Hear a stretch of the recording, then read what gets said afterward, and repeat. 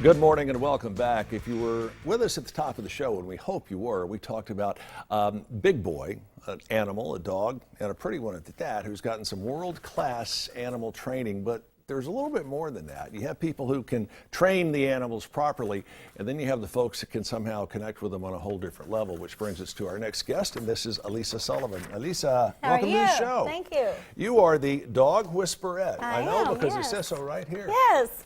How did you come to be a dog Whisperette? Well, I've always loved dogs. My first word was Joe, with my dog's name.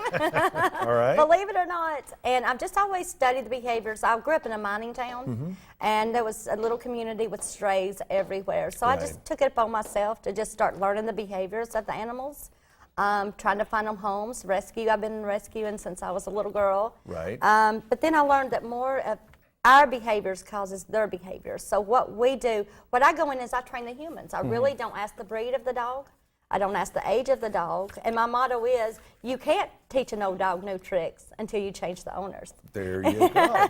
Now tell us about Big Boy here. Big Boy is how old? 4. 4? He was a rescue from Marion County Rescue. Right.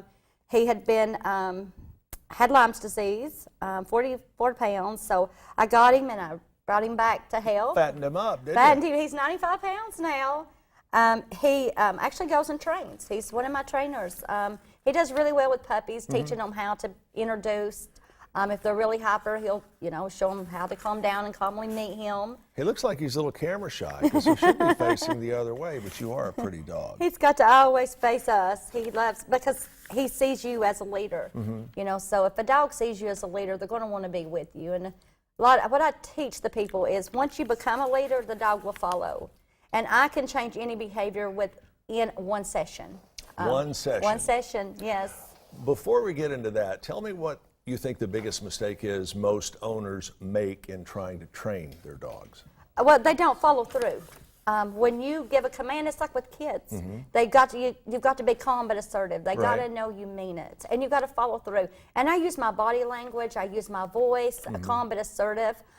Just a touch. There's respect. Respect goes both ways. Sure.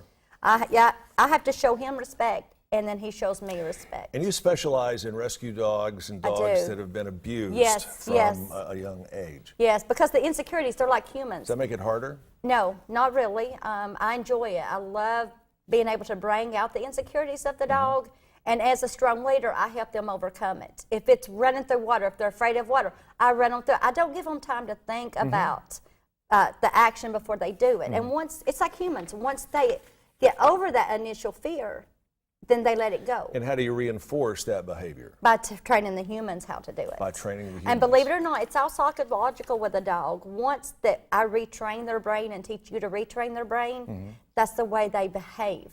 Now we can drop our training and the dogs will revert back. But if we stay a strong leader, the dogs want to please. Can dogs forget their past, forget the abuse they had as a puppy? Yes, they can, yes. But only if like with humans, you've got to bring it out and help them overcome it, yes. Okay, I want to go back to this, how you do it in one session, which is just a mind blower. A lot of folks have had pets, whether they've been rescues or gotten from the breeders, and it just seems like they try again and can't get the point across, even for the most basic of commands. Yes. Well, within 5 minutes, sit, stay, leave it, but it's a touch. It's my body language, it's my posture. Everything about me has to be strong. And once a dog sees you strong, they want to please. But if they only see you part of their pack, and that's what people's doing, they're kind of dropping the ball. They're treating them more like their children. Right. And they're not. Dogs require a whole lot different training than a child does. But it's basically the same concept. You have to be calm and assertive and mean it. All right, when you're going into training, what have you trained Big Boy here to do? Sit, stay, leave it, wait on me before I go out the door to walk. Loose leash walking. Right. I can have you loose leash walking in 10 minutes, and that's any breed, any size of dog, because our energy, slip leads, I recommend the slip lead because you can control their heads. And that's a very simple... It's a very simple, yes, you could take a rope and make one. Sure. Yes. And this is just essentially a piece of rope with That's it. one ring Yes. around the end of it. And it goes up then a behind handle. their ears, and it really makes a difference where your leash is on your dog, because if you've got harnesses, your dog's pulling. Right here, you Trying to control their escape? head. That's it. Or pulling and looking. Right. When you walk a dog beside you, your dog feels like you're strong enough to take care of them. How do you do this? Because it says you guarantee a 100% success Yes, rate. I've never failed. Yes. Because I give you the tools. I don't leave a training until I know that the owner has every tool in my arsenal and can continue the training once I leave. And do the owners and the dogs have to come to you? Do you go No, to I them? go to them. I'm mobile. I go because I have to correct the behaviors and the insecurities as they occur. And is it better to do that, I guess, in the dog's accustomed environment? instead of Exactly. taking Well, them- they're going to act different. It's like kids. You take them somewhere else, they're going to act different. Their behaviors are not Wow. actually going to come out like they do at home.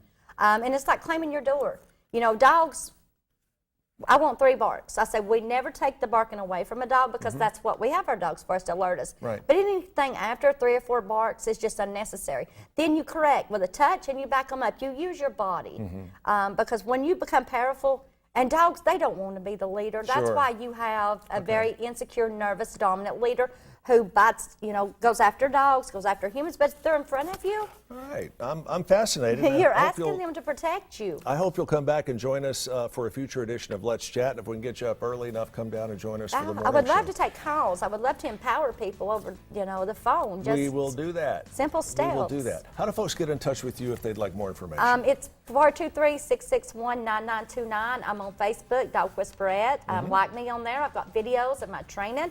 I've got a lot of my customers that tells that I've done it in one session.